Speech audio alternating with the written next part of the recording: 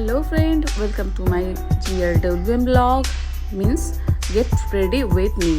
এখন winter season পড়ে গেছে, তো রোজ কেমন একটু স্কিন কেয়ার করা যায় তার উপরেই কিন্তু আজকের এই ভিডিওটা।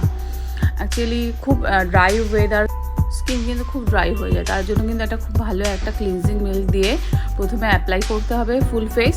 অ্যাপ্লাই করার পরে কিন্তু খুব ভালো করে ওটাকে ক্লিনজিং করতে হবে। ক্লিনজিং মিন্স মিনিমাম 2 মিনিট করতেই হবে, এনিহাউ 2 মিনিট না করলে কিন্তু আমাদের যে ডেড সেলগুলো আছে সেগুলো কিন্তু ভালোভাবে রিমুভ হতে চায় না। আর স্ক্রাবিং করলে খুব ভালো করে রিমুভ হয়, কিন্তু ক্লিনজিংয়েও কিছুটা রিমুভ হয়, তার জন্য মিনিমাম 2 মিনিট করতেই হবে। তারপরে আমরা একটা সফট স্পঞ্জ নিয়ে খুব ভালো করে কিন্তু ওটাকে পুরো ক্লিন করে ফেলবো। ক্লিন করার সময় খেয়াল রাখবো যে স্পঞ্জটা যখন আমরা ইউজ করব তখন সেটাকে বারবার ধুয়ে নিতে হবে। তারপরে কিন্তু আমরা একটা টোনার ইউজ করব। এই টোনারটা একটা অ্যারোমা টোনার, ভীষণ ভালো, স্কিনটাকে হাইড্রেট করে। তো এই টোনারটা আমরা স্প্রে করব। তোমরা দেখবে ইনস্ট্যান্ট, একদম তোমরা যদি ইউজ করো ইনস্ট্যান্ট স্কিনটা হাইড্রেট হয়ে যায়।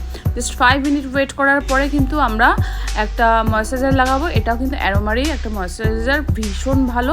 এটা কিন্তু পিগমেন্টেশন কম করে, আমাদের যে দাগগুলো আছে দাগগুলোকে ফেড করে, ফেসে যদি কোনো ছোটোখাটো দাগ থাকে সেগুলোকে ফেড করে দেবে, স্কিনটাকে ব্রাইট করবে, স্কিন টোনটাকে স্মুথ করবে, ভীষণ ভালো। আর এই প্রোডাক্টগুলো যদি তোমরা পেতে চাও তাহলে অবশ্যই কন্ট্যাক্ট করতে পারো, ফ্যাশনিস্টা ফ্যামিলি স্যালনে তোমরা পেয়ে যাবে।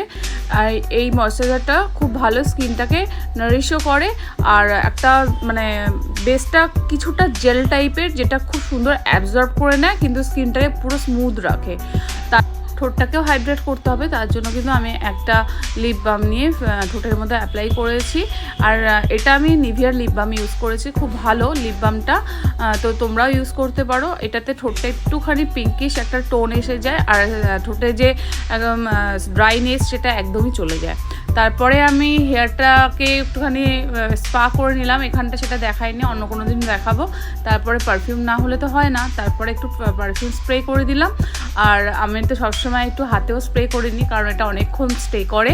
আর তো এইভাবে কিন্তু আমি আমার স্কিন কেয়ারটাকে করে থাকি। আর আজকের জন্য GRWM কিন্তু এখানেই হয়ে গেল। আর তোমরাও কীরকমভাবে স্কিন কেয়ার করে থাকো আমাকে জানিও আর কমেন্ট সেকশানে। আর তো এগুলো কিন্তু সাধারণত বাড়িতে আমরা রোজকার স্কিন কেয়ার করে থাকবো। আর জেনারেলি আমরা কিন্তু সেলনে গিয়ে তো একটা মাসে ফেশিয়াল করাবো স্কিনটাকে স্মুথ, সফট অ্যান্ড শাইনি রাখার জন্য।